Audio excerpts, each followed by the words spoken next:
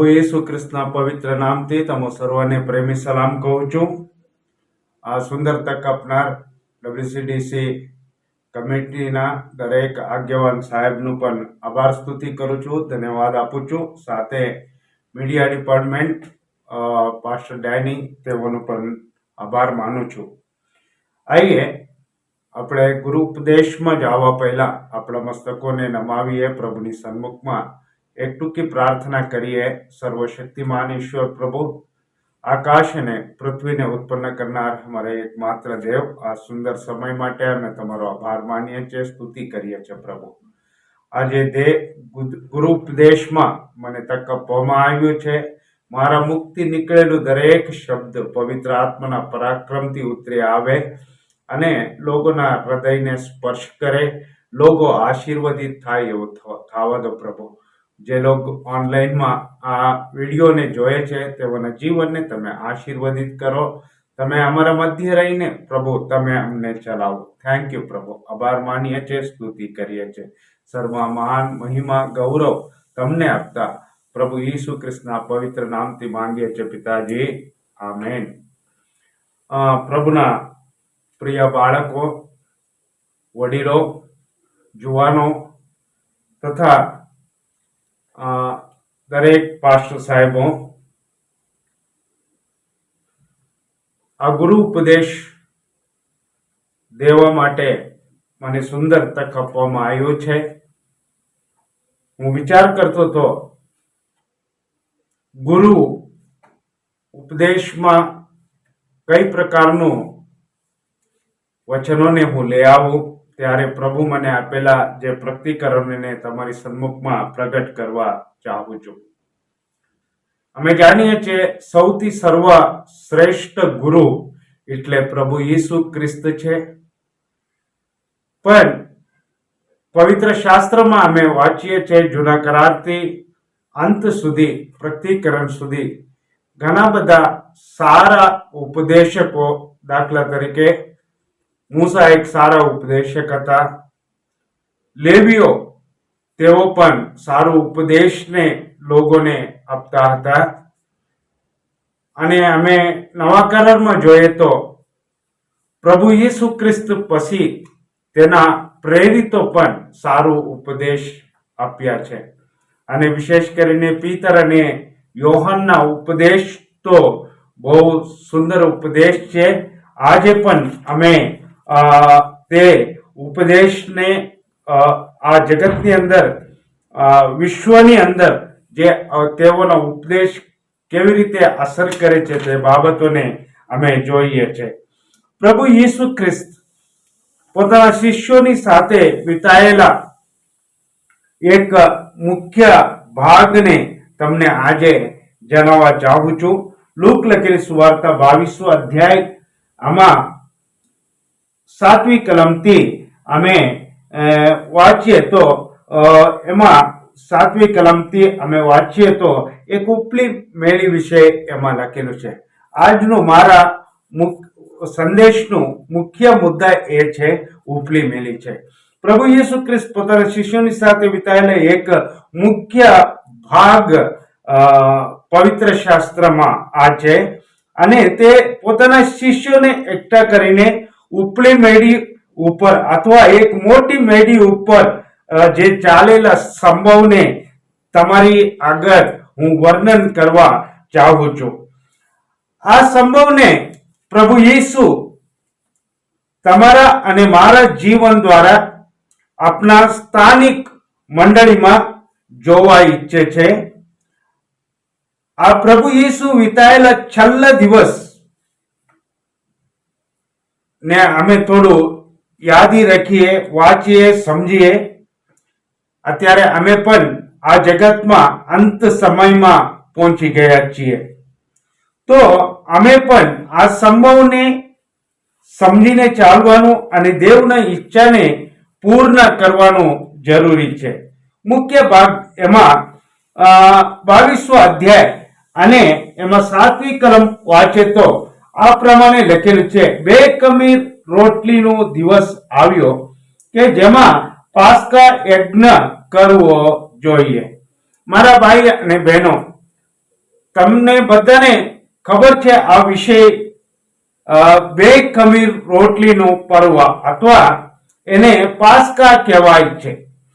અમે વાંચીએ તો લેવીયના પુસ્તક 23 અધ્યાયમાં અને નિર્ગમનનું પુસ્તક 12 અધ્યાયમાં યજ્ઞ કરવાનું વ્યવસ્થા વિશે લખેલું છે. તમે આ વિષયથી કોઈ પણ અજાણ્ય નથી એવું હું સમજુ છું. બીજું બાબત, એમાં લૂક લખેલી સુવાર્તા 22 અધ્યાય અમે 8મી કલમ વાંચે તો તેને પીતરને તથા યોહાનને એમ કહીને મોકલ્યા કે તમે જાઈને આપણે સારું પાસ્કા સિદ્ધ કરો. મારા પ્રિય ભાઈ અને બહેનો, એમાં મુખ્ય વિષય તમે 8મી કલમથી 13મી કલમ સુધી વાંચે તો 4 વખત એક શબ્દ લખવામાં આવ્યું છે, સિદ્ધ કરો, સિદ્ધ કરો, સિદ્ધ કરો, સિદ્ધ કરો. મારા ભાઈ અને બહેનો, પરમેશ્વર કઈક આજ્ઞાને અમને આપે છે, અમે તે બાબતોને સમજવાનું જરૂર છે. સિદ્ધ કરો. તમે 9મી કલમમાં વાંચો તો એમાં 9મી કલમમાં આ પ્રમાણે લખેલું છે, તેઓને તેને પૂછ્યું કે અમે ક્યાં સિદ્ધ કરીએ એ વિશે તારી શી ઈચ્છા છે. મુખ્ય બાબત એ છે કે ક્યાં સિદ્ધ કરીએ એમ લખેલું છે. અમે ક્યાં સિદ્ધ કરીએ, ક્યાં એક મુખ્ય બાબત છે. સિદ્ધ કરો, સિદ્ધ કરો, સિદ્ધ કરો, સિદ્ધ કરો, 4 વખત લખેલું છે. અમે 9મી કલમમાં વાંચીએ તો 9મી કલમમાં આ પ્રમાણે લખેલું છે, ક્યાં. ત્રીજી બાબત એ છે કે અમે આગળ વાંચતા જાય તો એમાં અપર રૂમ અથવા ઉપલી મેડી એમ લખેલું છે. ઉપલી મેડી અથવા એક તે જગ્યા એવું હતું, તે એક ઓરડાનું ગોઠવણી હતું અથવા સેટિંગ રૂમ હતું અને તે ઓરડાની અંદર કઈક વ્યવસ્થાઓ હતી. ક્યાં એટલે એક ગોઠવણી કરેલું એક જગા, એક વ્યવસ્થાનું જગા, એ ઉપલી મેલી હતો. આ અધ્યાયની અંદર અમે 7મી કલમથી આગળ વાંચતા જાઓ તો 7 મહત્વપૂર્ણ બાબતોને અમે સમજવાનું જરૂરી છે. એમાં એક મોટું પ્રતિકરણ સમાયેલું છે. વર્ષ 8મી કલમમાં આ પ્રમાણે લખેલું છે, તેને પીતરને તથા યોહાનને એમ કહીને મોકલ્યો કે તમે જઈને આપણે સારું પાસ્કા સિદ્ધ કરો કે આપણે તે ખાઈએ. મારા ભાઈ અને બહેનો, અમે પીતર અને યોહાન વિશે જાણીએ, અહીંયા વાંચીએ છીએ કે પીતર અને યોહાન એના 12 શિષ્યોમાંથી ખાસ 2 શિષ્યોને પ્રભુ પસંદ કરે છે અને 2 શિષ્યોને જવાબદારી આપે છે. પરમેશ્વર તેઓને એક જવાબદારી આપે છે અથવા બાહેદારી, રેસ્પોન્સિબિલિટી, એક કર્તવ્ય અથવા ઉત્તરદાયિત્વ તેઓને પરમેશ્વર આપે છે. શું તમે તમારા સંગતિમાં અથવા તમારા મંડળીમાં પીતર અને યોહાન જેવા જિમ્મેદાર વ્યક્તિ બનીને દેવના ઈચ્છાઓને તમે પૂર્ણ કરી શકો છો? અમારા પરમેશ્વર તે અંતર્યામી પરમેશ્વર છે, તે દરેકને ઓળખનાર પરમેશ્વર છે. આ પરમેશ્વર ફક્ત 12 શિષ્યોમાંથી 2 શિષ્યોને પસંદ કરે છે. આજે હું બોલવાનો વિષય એ છે, જેમ પ્રભુ યેસુ પીતર અને યોહાનને પસંદ કર્યા તે પ્રમાણે શું તમે એક જિમ્મેદારી લઈને તમારા મંડળીની અંદર યોહાન અને પીતર બની શકો છો? આજે જોઈએ તો યોહાન વિશે અમે જોઈએ તો is a great teacher whose work continues to impact the world. પીતર અને યોહાનના જે બંને મહાન શિક્ષક તેઓ બન્યા અને તેઓના કાર્ય વિશ્વને અસર કરવાનું હજુ તે ચાલુ રાખે છે. મારા ભાઈ અને બહેનો, તમે અને હું યોહાન અને પીતર જેવા એક સારા અસરકારક વ્યક્તિ, દેવના રાજ્યમાં અસર પાડનાર અથવા એક જિમ્મેદારી લઈને કાર્ય કરનાર વ્યક્તિ તરીકે અમે અમારા મંડળીમાં ચાલવા જોઈએ. તે પરમેશ્વરનું ઈચ્છા છે.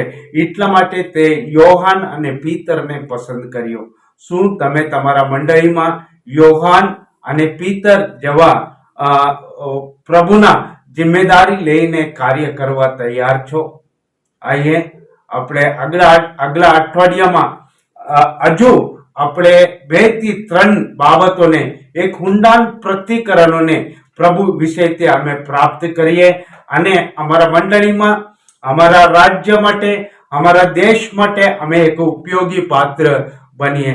અમે યોહાન અને પીતર જેવા એક જિમ્મેદારી વ્યક્તિ અમારા મંડળીમાં, અમારા સ્થાનિક મંડળીમાં અમે બનવા જોઈએ. અમારા દેશ માટે, અમારા રાજ્ય માટે, અમારા દેશ માટે અથવા જે જગ્યામાં તમે રહો છો તે જગ્યા માટે તમે અને હું એક આશીર્વાદ રૂપ બનવા જોઈએ. એના માટે મુખ્ય બાબત એ છે, તમે અને હું જિમ્મેદારી લેનાર વ્યક્તિ હોવા જોઈએ. આઈએ આપણે આપણા મસ્તકોને ફરીથી પ્રભુના સન્મુખમાં નમ્ર કરીએ અને નમાવીને પ્રાર્થના કરીએ. સર્વશક્તિમાન ઈશ્વર પ્રભુ, આ સવારની સમયમાં અમે તમારા સન્મુખમાં આવીએ છીએ. આજે વિશેષ કરીને પ્રભુ આ પસંદ કરેલા ભાગ યોહાન લૂક લખેલી સુવાર્તા 22મા અધ્યાયમાંથી તમે અમારી સાથે વાત કરી રહ્યા છે. પ્રભુ હજુ 3 અઠવાડિયા સુધી તમારા ઊંડાણ પ્રતિકરણને લોકોને લે આવવા સુધી લોકો પ્રભુ આ બાબતોને પ્રભુ સ્મરણ કરે. યોહાન અને પીતર જેવા પોતાના જીવનને પોતાના મંડળી માટે, પોતાના રાજ્ય માટે, પોતાના દેશ માટે સમર્પણ કરી શકે એવું થવા દો. આશીષિત કરો પ્રભુ. આજે આ વિડીયો જોનાર સર્વ લોકોને આશીર્વાદિત કરો. કોઈ બીમાર હોય તેઓને પ્રભુ તમે સાજાપણું આપો. આટલું જ નહીં પ્રભુ, લોકો જે લોકોનો જન્મદિવસ છે, લગ્ન દિવસ છે, તેઓ માટે પણ અમે પ્રાર્થના કરીએ છીએ. પ્રભુ તેઓને પણ તમે આશીર્વાદિત કરો, દીર્ઘાયુષ્યથી તેઓને ભરપૂર કરો. પ્રભુ સર્વ મહાન મહિમા ગૌરવ તમને આપીએ છીએ. ઈસુ પ્રભુના પવિત્ર નામથી માંગીએ છીએ પિતાજી, આમેન.